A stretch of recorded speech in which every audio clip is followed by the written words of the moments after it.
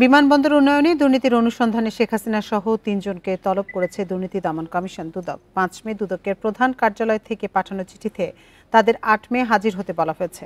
বুধবার রাজধানীর প্রধান কার্যালয়ে সংস্থাটির উপপরিচালক আক্তারুল ইসলাম এসব তথ্য জানান।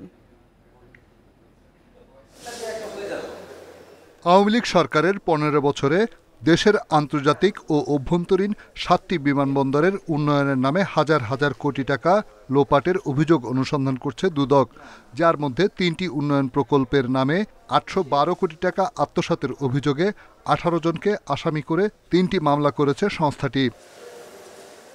অভিযোগ আছে সব লোপাট হয়েছে সাবেক প্রধানমন্ত্রী শেখ হাসিনার নির্দেশে, আর এসব কাজে তার সহযোগী ছিলেন সাবেক প্রতিমন্ত্রী মাহবুব আলী ও সাবেক সচিব মোকাম্মেল হক।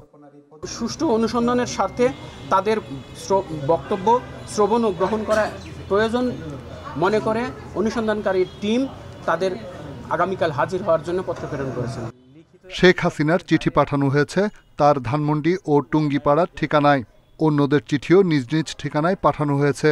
দুদক বলছে আত্মপক্ষ সমর্থনের সুযোগ হিসেবে তাদের তলবি চিঠি দেয়া হয়েছে। যদি আসেন তাহলে তাদের বক্তব্য শুনবেন, যদি উপস্থিত না হন তাহলে আইন এবং বিধি অনুযায়ী পরবর্তী প্রয়োজনীয় ব্যবস্থা নেবেন। সাবেক প্রধানমন্ত্রীর ধানমন্ডির বাসায় এবং স্থায়ী ঠিকানা গোপালগঞ্জের বাড়িতে পত্র প্রেরণ করা হয়েছে।